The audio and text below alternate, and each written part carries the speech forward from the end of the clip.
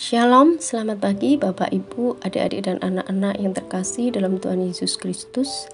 Kita ketemu lagi dalam program Satu Hati hari ini Selasa 10 Agustus 2021. Sebelum kita mulai merenungkan firman Tuhan, mari kita awali program Satu Hati pada pagi hari ini dengan berdoa. Kita naikkan doa yang paling sempurna yang diajarkan oleh Tuhan Yesus, yaitu Bapa kami. Bapa kami yang ada di surga, dikuduskanlah namamu, datanglah kerajaanmu, jadilah kehendakmu di atas bumi seperti di dalam surga. Berilah kami pada hari ini makanan kami yang secukupnya, dan ampunilah kesalahan kami seperti kami pun mengampuni yang bersalah kepada kami. Dan janganlah masukkan kami ke dalam pencobaan, tetapi bebaskanlah kami dari yang jahat. Sebab Engkaulah yang mempunyai kerajaan dan kuasa dan kemuliaan sampai selama-lamanya. Amin. Program Satu Hati pada hari ini akan merenungkan surat Yohanes pasal 15 ayat 7 dan 8 yang hari ini akan dibantu dibacakan oleh adik kita dari Praremaja GKJ Condong Catur, yaitu adik Devin. Pada Dik Devin, saya persilahkan. Bacaan firman Tuhan pagi ini terambil dari Yohanes pasal 15 ayat 7-8 yang demikian. Jikalau kamu tinggal di dalam aku, dan firman-Ku tinggal di dalam kamu, mintalah apa saja yang kamu kehendaki, dan kamu akan menerimanya. Dalam hal inilah Bapa-Ku dipermuliakan, yaitu jika kamu berubah banyak, dan dengan demikian kamu adalah murid-murid-Ku. Demikian firman Tuhan.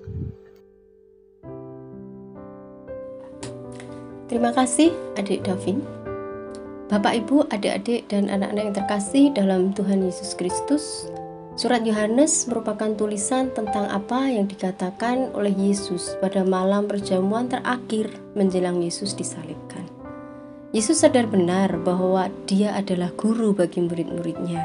Yesus sadar benar bahwa beliau itu menjadi panutan bagi murid-muridnya. Dan Yesus sadar benar bahwa beliau itu sangat dipercaya oleh murid-muridnya. Sehingga menjadi hal yang sangat wajar ketika menjelang kepergiannya dia merasa perlu untuk meninggalkan beberapa pesan. Jika diperhatikan, maka tulisan Yohanes ini memang banyak berbicara tentang pesan-pesan yang lebih bisa dimaknai sebagai pengetahuan bagi murid-muridnya, namun sekaligus juga sebagai nilai-nilai yang harus dipegang. Dalam bab yang sebelumnya, chapter sebelumnya, Tuhan Yesus lebih banyak menyampaikan tentang penghiburan karena konteks perpisahan dengan murid-muridnya. Sehingga Tuhan Yesus banyak menyebut tentang misalnya bahwa mereka akan dikuatkan walaupun tidak ada lagi Tuhan Yesus, bahwa Tuhan Yesus akan lebih dulu menyiapkan tempat bagi para murid-muridnya. Jadi lebih merupakan penghiburan menjelang perpisahan. Namun, pada bab selanjutnya, Tuhan Yesus menyampaikan dua hal. Yang pertama adalah bagaimana Tuhan menyampaikan hubungan antara Bapa, kemudian Yesus dan murid-muridnya yang diumpamakan di dalam perumpamaan pohon anggur dan ranting-rantingnya. Di sini Tuhan Yesus membangun sebuah pola hubungan, membangun sebuah pattern pola hubungan antara Bapa, Yesus, dan murid-muridnya. Kedua, secara lebih jauh, kemudian juga Tuhan Yesus mengungkapkan agar murid-murid Yesus selalu tinggal dan mengikuti firman-Nya. Dalam hal ini, Tuhan Yesus meninggalkan sebuah prinsip atau nilai atau ajaran atau semacam pegangan atau value yang harus menjadi pegangan bagi murid-muridnya atau bagi kita sebagai anak-anaknya sampai dengan sekarang. Kita membahas ayat ini juga sebagai refleksi bahwa nilai atau ajaran itu harus kita pegang sampai sekarang. Pertanyaan berikutnya yang bisa menjadi refleksi bagi kita adalah mengapa pola hubungan itu perlu disampaikan dan mengapa meninggalkan prinsip atau nilai atau ajaran penting sebagai pegangan. Yesus tahu bahwa murid-murid Yesus sebagai sebuah komunitas dan sebagai sebuah individu akan berhadapan dengan berbagai persoalan, baik persoalan yang sifatnya individu maupun persoalan sebagai komunitas, sebagai kelompok, sebagai jemaat, sebagai anak-anak Tuhan Yesus. Secara pribadi, kita dalam kehidupan sehari-hari sering diperhadapkan dengan berbagai permasalahan dan pilihan-pilihan yang kadang mudah, namun kadang juga sangat susah. Ada persoalan dan pilihan yang memang mudah dan tidak berkaitan dengan persoalan benar dan salah. Misalnya, memilih menu makanan, memilih baju, dan sebagainya, itu adalah pilihan-pilihan yang cukup gampang karena itu tidak berkaitan dengan persoalan benar salah, tidak berhubungan dengan pertanggungjawaban moral kita sebagai anak-anak Tuhan. Tetapi banyak persoalan yang akan membenturkan kita dengan tanggung jawab moral sebagai anak Tuhan dan berkaitan dengan hal-hal yang benar dan hal-hal yang salah. Misalnya terkait dengan bersikap adil, terkait dengan kasih, terkait dengan sikap jujur dan sebagainya. Nah, dalam perkara yang berkaitan dengan hal yang benar dan salah dan berkaitan dengan pertanggungjawaban moral kita sebagai anak Tuhan, disinilah kita perlu prinsip atau aturan atau nilai sebagai pegangan di dalam kita menentukan sikap atau pilihan, dan nilai itu adalah firman Tuhan. Tidak hanya dalam sisi individu, sebagai sebuah komunitas atau jemaat, kita juga dihadapkan pada pilihan mudah dan pilihan sulit. Bagaimana kita sebagai komunitas, anak-anak Tuhan, atau jemaat, atau gereja, juga sering dihadapkan kepada persoalan pergumulan, yaitu berkaitan dengan pertanggungjawaban moral kita sebagai anak Tuhan. Karena kita berbicara tentang komunitas, biasanya berbentuk sebuah kebijakan atau program.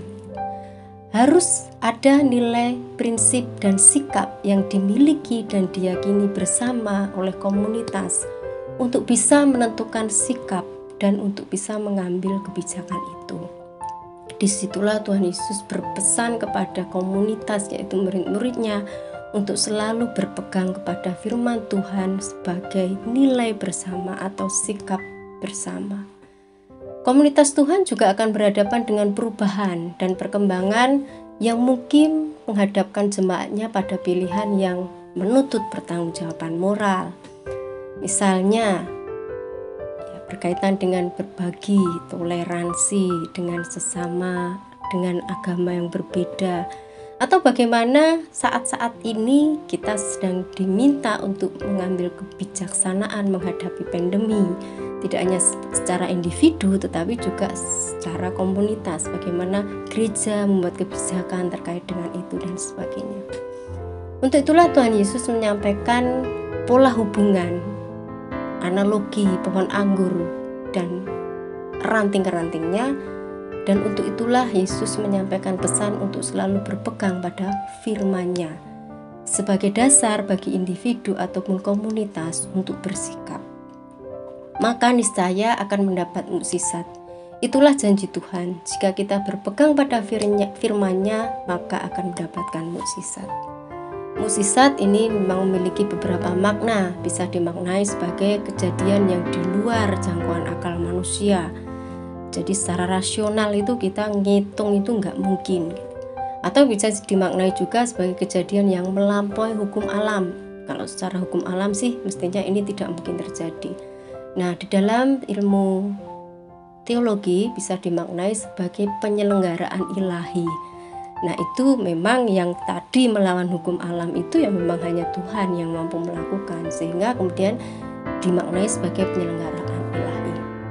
Ketika kita berada di dalam firman-Nya dan selalu mengandalkan firman-Nya dalam menghadapi berbagai perkara dan pergumulan, baik secara individu maupun secara komunitas, maka kita akan merasakan penyelenggaraan ilahi. Itu adalah nilai atau prinsip yang diajarkan oleh Tuhan Yesus Kristus. Baik Bapak, Ibu, adik-adik dan anak-anak yang terkasih dalam Tuhan Yesus, kita tutup renungan satu hati pada hari ini dengan berdoa. Tuhan, mampukan kami untuk selalu berpegang pada ajaran firman-Mu yang cukup berat jika kami harus menghadapi pergumulan dan terbentur dengan pilihan-pilihan yang sulit. Namun kami percaya Tuhan akan memampukan. Tuhan, ajarkan kami di dalam setiap perkara bergantung sepenuhnya kepadamu. Amin.